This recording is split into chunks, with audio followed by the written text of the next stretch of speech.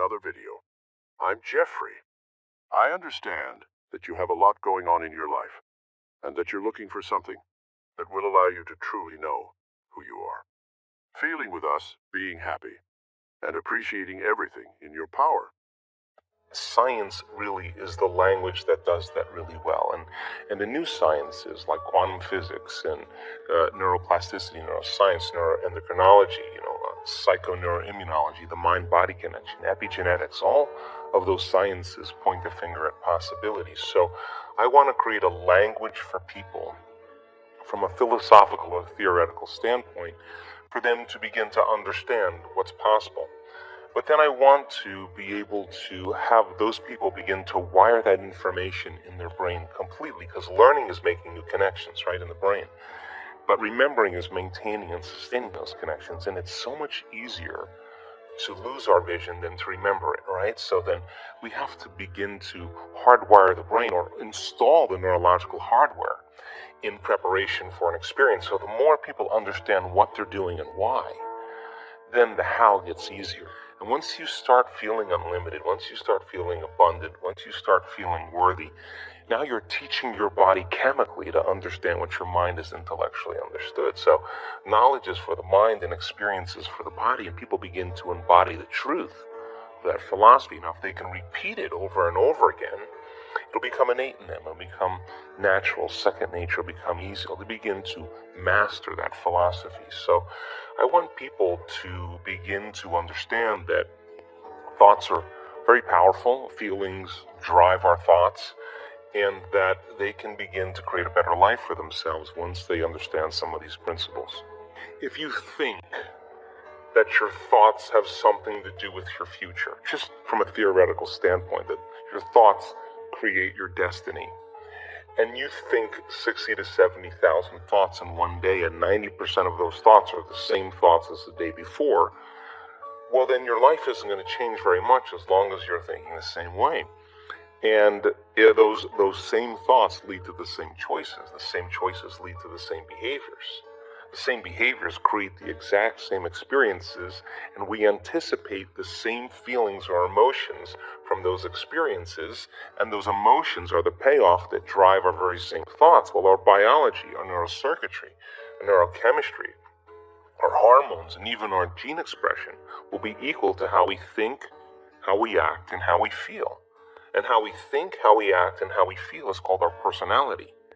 And our personality creates our personal reality. That's it. So the present personality who's listening to this show has created the present personal reality called their life. So if you can latch on to this idea, if you want to create a new life, a new personal reality, you got to change your personality, which means you better start thinking about what you've been thinking about and changing it. You begin to become conscious of your unconscious actions or habits or behaviors and modify them. And then we have to begin to look at the emotions that we live by every single day that keep us connected to the past and decide, do these emotions belong in our future? So most people are trying to create a new personal reality as the same personality, and it doesn't work. You literally have to become someone else. So the principle in neuroscience says that nerve cells that fire together wire together. You keep thinking the same way, making the same choices, demonstrating the same habits, creating the same experiences that stamp the same networks of neurons into the same patterns, all for the familiar feeling called you. And you do that for 10 years on end. Forget the memory. Just overcome the emotion, because it's the emotion that keeps you anchored to the past. So that sounds really good theoretically, but when you step out into that unknown, into that void, the body really is in a habit. And a habit is when the body becomes the mind. Or if you're thinking about that past event and it's producing an emotion, well, you need an image and a feeling to start the conditioning process. So the body's either conditioned into the familiar past, or it's hardwired in the predictable future, because it wakes up every single day and runs through the same series of routine actions. So the present moment then becomes the unknown. When people start feeling that discomfort, Jay, they'd rather get on their cell phone and call someone, or get up and say, I can't meditate, or, I have too much to do. They excuse themselves. They return back into that familiar feeling, because the body's actually telling the brain. The habit is when the body becomes the mind. So the body's stepping out into the unknown and says, ooh, I'd rather feel guilty, I'd rather feel unhappy than be in this discomfort. So then, at least then when they return back to that familiar feeling, then they feel safe. So they step out in the unknown and the body starts influencing the mind, saying you can start tomorrow, you're too busy, it's your mother's fault, it's your culture's fault, I don't have enough money, this isn't going to work. Those are the programs in there that are standing in the way between you and your future. So then nerve cells that no longer fire together no longer wire together. So the act of observing those states of mind and body means you're no longer the program. You're the consciousness observing that program. So then to meditate, it means to become familiar with. So as you become familiar with those thoughts, you become conscious of how you speak, you become aware of how you act, you notice how you're feeling. The more conscious you become of those unconscious programs, the less unconscious you'll go in your waking day. Why? Because it's not enough to just have a great meditation and get up and get on the freeway and get in traffic and getting stressed. You just return back to the old self again. Our job then is to sustain that modified state of mind and body the entire day. And if you can, get ready, because something different or unusual is going to begin to happen in your life, and it will come as a coincidence or a synchronicity.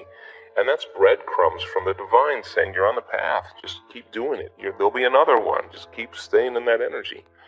In your life, if you start returning back to the same reactions, to the same people and circumstances, you're returning back to the old self. So you got to stay conscious in your life.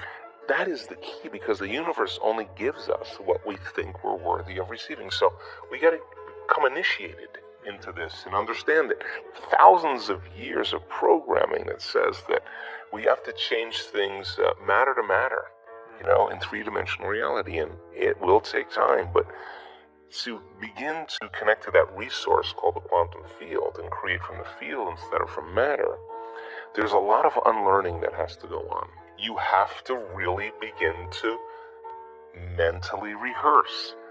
So you ask yourself at the end of your day, I do this every day, how'd I do? How'd I do today, bro? How'd you do? Did you do good? Where'd you fall from grace? What was it that caused you to go unconscious for the rest of the day? What was that moment?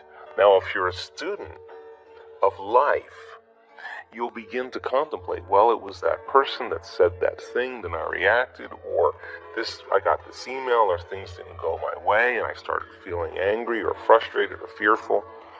The next time that happens, how could I evolve my experience? Now, you may have to search for some answers of the best model to build, or you may actually have a long contemplation and start to go, God, the next time that happens, I think I'm going to do this, or I'm going to do that, or I'm going to plan my behaviors. And the act of closing your eyes and rehearsing what you're going to do begins to install the neurological hardware in your brain to look like you already did it. Now the brain is no longer a record of the past.